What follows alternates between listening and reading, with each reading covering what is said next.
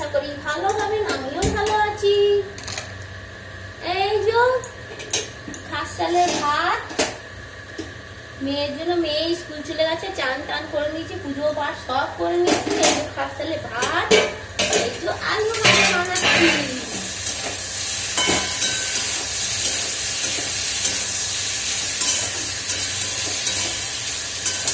এই যে আলু ভাজা,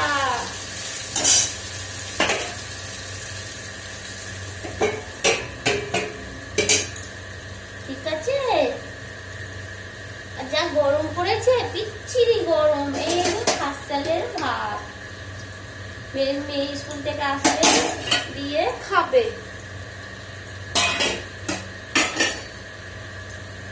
এই যে ফ্যান ঝরিয়ে নেবো।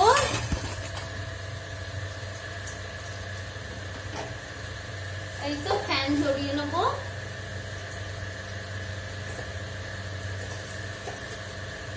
একটু ভাত আছে তো, ওর জন্য এমনি করে ফ্যানটা ঝরিয়ে দিই। বেশি থাকলে তাহলে জিনিসের ঝরায়, এইটুকু তো, ওই জন্য এভাবে ঝরিয়ে দিই, পরে না।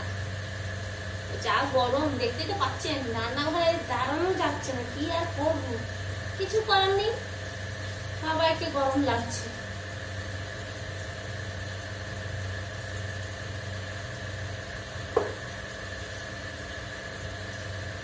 ফ্যানটা একবার ঝরঝরে ভাত হবে তবে খাবে, ও একদম নরম ভাত খেতে চায় না,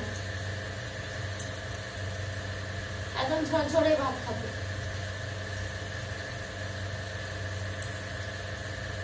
হয়ে গেছে ভাত। এই যে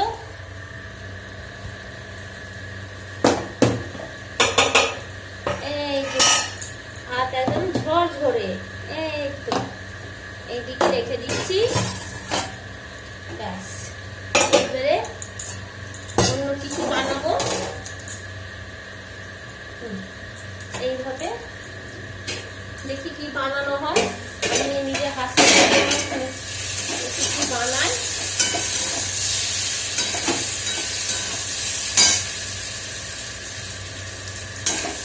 গ্যাসটা না খারাপ হয়ে যাচ্ছে, একটু বাগাতে হবে। ফোন করি ঘরে, বাড়িতে এসেই বাগিয়ে যাবে।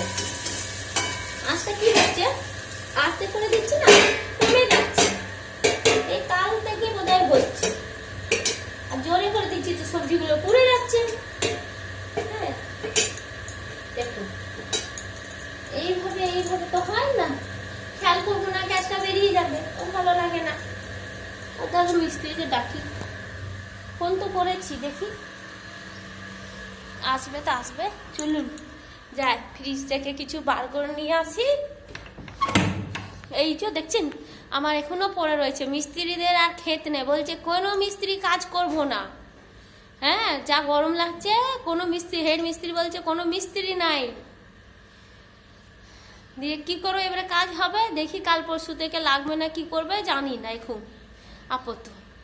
ঠিক আছে, এই যে পুজো পাঠ করে নিয়েছি, সব করে নিয়েছি, দিয়ে এই যে এমনি পড়ে রয়েছে। এইদিকে না হলে কমপ্লিট, এইগুলো দেখছেন যা জিনিসপত্রগুলো এইভাবে পড়ে রয়েছে, একবারে ভালো লাগে না।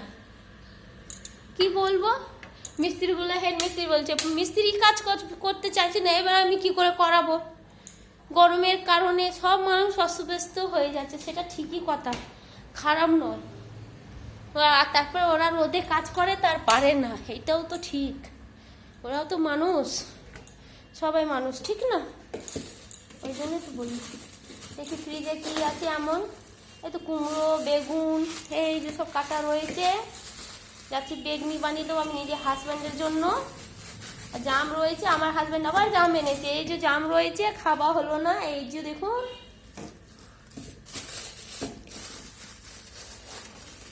যাই বেসন নিয়ে ফেটে ইয়ে করি, অনেক তাহলে দেখি কি করা যায় সব। এই যে লাইট বন্ধ করে দিলাম, লাইট জ্বালিয়ে না ঘর ছাড়ি না, গরম লাগে। যতক্ষণ মেয়ে আসবে সব তৈরি করে রেখে দেবো, বেসন ফাসন দিয়ে বেগনিটা বানিয়ে নেবো ঝটঝট করে। দিয়ে আমার হাজব্যান্ড আসবে যখন, খাবে। ও তো খাবার কোনো ঠিক নেই, ও তো খাবে 12টার সময়, 11টার সময় জল খাবার, কি আর বলবো, ওই জন্য শরীর খারাপ করে। ঠিক আছে, এমনি শরীর তো আর খারাপ করে না, বকে বকে বকে বকে খাই না। এই যে আলু ভাজাটা মোটামুটি হয়ে গেছে, যা গরম। আমার ঘরগুলো দেখছেন, যা বহুত ব্যস্ত হয়ে গেছি, না কাজ করলে তাহলে তো সব কবে যে করবে কে জানে। আমি আজকেও নিজে হাজবেন্ডকে বলি করতে বলো, বলছে না গরমের কারণে করতে চাইছে না গো, তাহলে করার কি ছিল। এই যে একটু রাস্তা করে মিস্ত্রি ফোন করেছি, দেখি একবার আরো করবো, ঠিক না। এই যে বেগনি বানাবো, এটা রেখে দিয়েছিলাম, যে বললাম আর দূর এতটা লাগবে না, চিচিকে গুলো ধুয়ে দিই, এতটা লাগবে না। আমার মেয়ে আবার বেগনি খেতে খুব ভালোবাসে। এই তো লাউ এর আছে, লাউ বেগনি বানাবো, মুড়ির সাথে খুব ভালো লাগে। কুমড়োর বেগনি, বিশেষ করে আমাকে না কুমড়োর বেগনি খুব ভালো লাগে, জানেন তো, কুমড়োর বেগনি। লাউর বাচকা, একে বলে বাচকা, আমার হাজবেন্ড বলে বাচকা।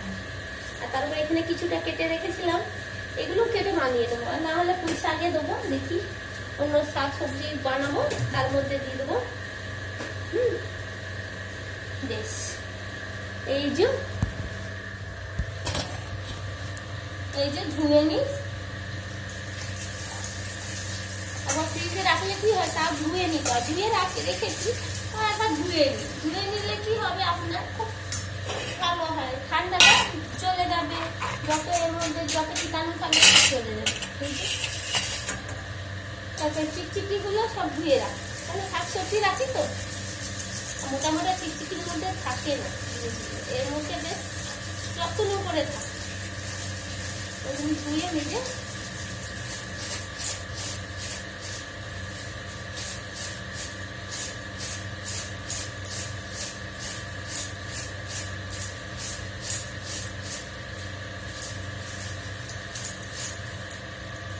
এই যে টাঙিয়ে দিলাম। বেশ ভাত তো হয়ে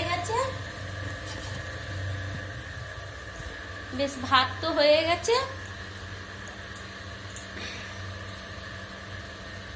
বেশ টাটা, রাখছি, সবাই ভালো থাকবেন, সুস্থ থাকবেন। আর যা গরম আর পাচ্ছি না, বেশ টাটা, রাখছি, সবাই ভালো থাকবেন, সুস্থ থাকবেন।